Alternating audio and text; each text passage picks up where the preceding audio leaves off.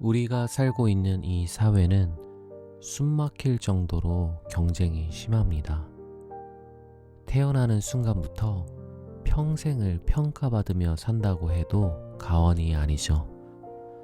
학생 시절에는 수능 등급으로 내 가치가 매겨집니다. 취업 시장에 나가면 어떻습니까?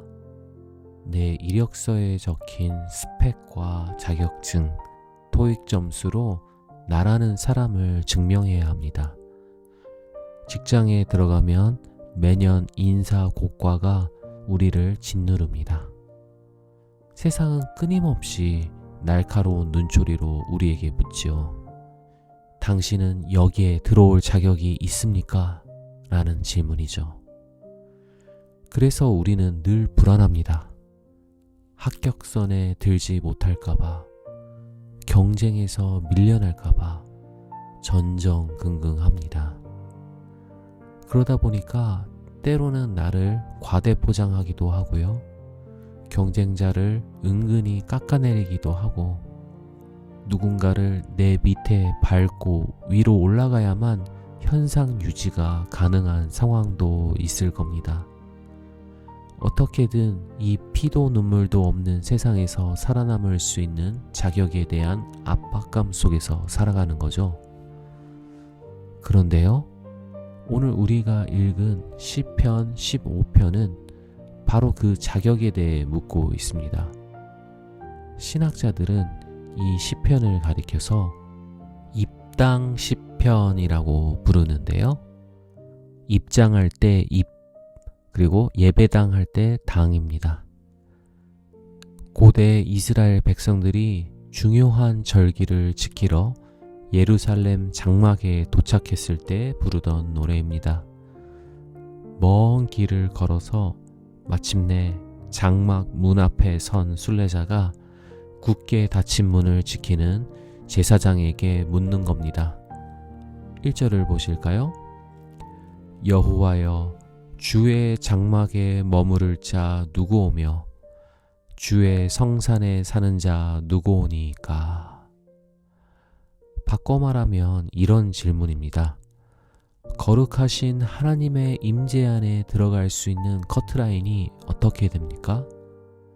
대체 누가 어떤 스펙을 가져야 감히 하나님 앞에 합격 판정을 받고 그분 곁에 머물 수 있습니까? 이 질문에 제사장은 장막 문지기처럼 단호하게 대답합니다.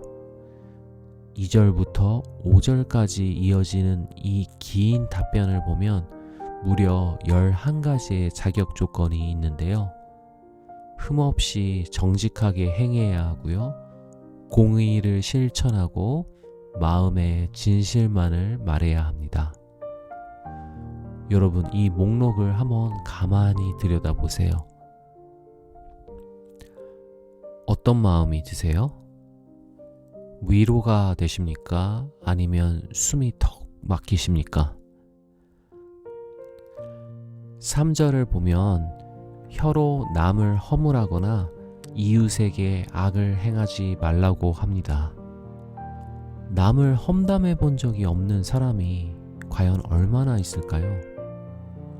온라인상에서 익명으로 남을 헐뜯고 악플 하나로 사람을 매장시키는 요즘 시대에 우리는 이 말씀에서 과연 자유로울까요?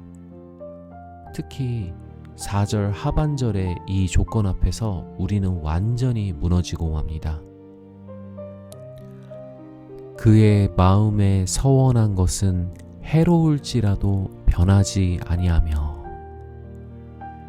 내가 막대한 경제적 손해가 예상되어도 한 번 한 약속은 끝까지 지켜야 한답니다.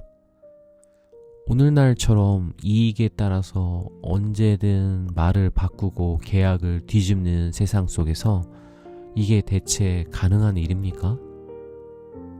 5절은 또 어떻습니까? 이자를 바라고 돈을 꾸어주지 말라고 합니다.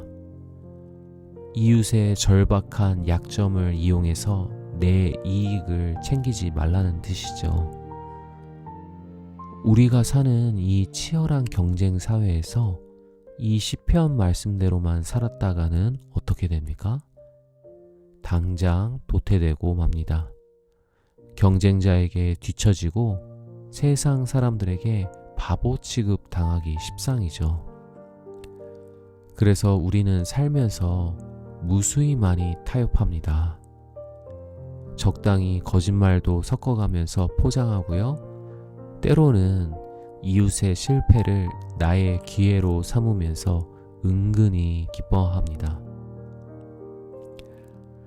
그렇기 때문에 시편 15편이라는 이 완벽한 하나님의 합격 기준표 앞에서 우리는 고개를 푹 숙일 수밖에 없는 거죠.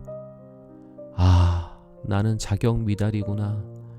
나는 저 거룩하고 영광스러운 하나님의 장막에 결코 들어갈 수 없는 죄인이구나. 완벽한 정직과 의의라는 조건 앞에서 우리는 뼛속 깊이 절망하고 맙니다. 그런데요, 우리에게는 가슴 벅차게 기쁜 소식이 하나 있습니다. 인류 역사상 시편 15편의 이 까다로운 조건들을 완벽하게 통과하신 분이 딱 한 분 계시다는 거죠. 바로 우리 주 예수 그리스도이십니다. 그분은 이 땅에 오셔서 단 한 번도 세상의 방식과 타협하지 않으셨습니다. 한치의 흠도 없이 온전하게 정직한 길을 걸으셨습니다. 사람들이 당신을 조롱하고 비방할 때도 그 입술로 남을 허물하거나 저주하지 않으셨습니다. 도살장에 끌려가는 어린 양처럼 묵묵하게 침묵하셨죠. 무엇보다 예수님은 아까 읽었던 4절 말씀을 당신의 온몸으로 증명해 내셨습니다.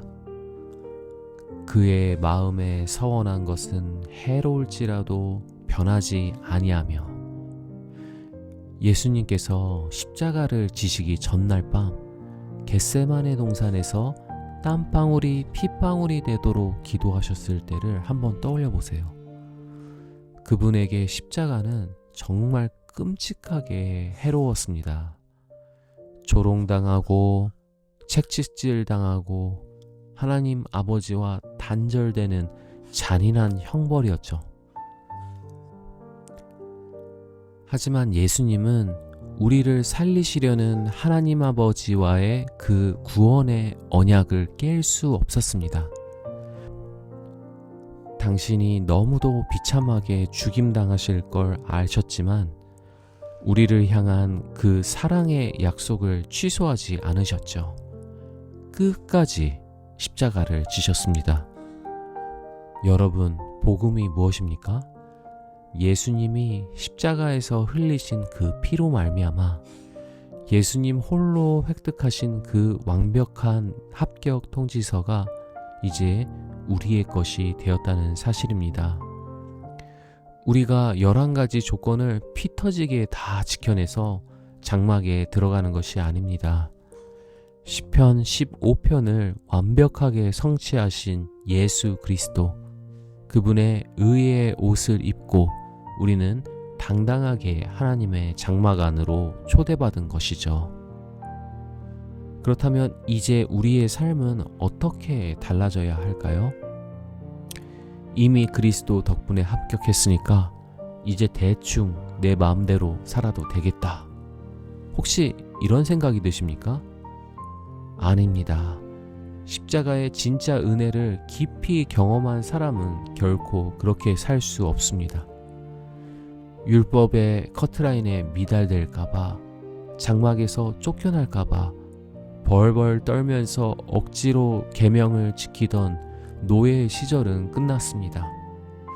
우리는 이미 하나님의 거룩한 산에 영접받은 세상에서 가장 안전한 자녀들입니다. 세상의 평가는 수시로 바뀌고 우리를 흔들지만 하나님이 그리스도를 통해 우리에게 주신 이 신분은 영원히 변하지 않습니다. 5절의 마지막은 이렇게 벅찬 선언으로 끝이 나는데요. 이런 일을 행하는 자는 영원히 흔들리지 아니하리이다. 내가 선하기 때문이 아닙니다. 나를 꽉 붙들고 계신 그리스도 때문에 우리는 요동치 않는 거죠. 이 흔들리지 않는 안전함과 사랑을 누리는 사람만이 비로소 이 험한 세상 속에서 남들과 다르게 살아갈 수 있습니다. 세상의 경쟁에서 조금 뒤처지는 것 같아도 묵묵히 정직을 선택할 수 있는 용기가 어디서 옵니까? 바로 이 은혜에서 옵니다. 내가 조금 물질적인 손해를 입더라도 기꺼이 이웃을 위해 약속을 지키는 넉넉한 여유가 생깁니다. 왜냐하면 직장의 인사고과나 통장의 잔고가 내 진짜 가치를 결정하는 게 아니라는 것을 뼛속 깊이 알기 때문이죠. 나의 진짜 스펙, 나의 진짜 가치는 이미 하늘 장막에 보장되어 있습니다. 여러분, 오늘 집 밖에 나서면 다시 평가와 경쟁이 난무하는 차가운 세상이 우리를 기다립니다. 누군가는 또 당신의 자격을 의심하고 깎아내리려 할 것입니다. 그럴 때마다 꼭 기억하세요. 우리는 이미 가장 높으신 하나님의 성산에 영원히 머무르도록 허락받은 존귀한 자녀들입니다. 그리스도께서 십자가로 활짝 열어놓으신 그 은혜의 장막 안에서 안식을 누릴 수 있습니다. 이러한 믿음을 가지고 이번 한 주간도 이 치열한 세상 속에서 정직과 사랑을 용기 있게 흘려보내는 저와 여러분 되게 하실 것을 기대합니다.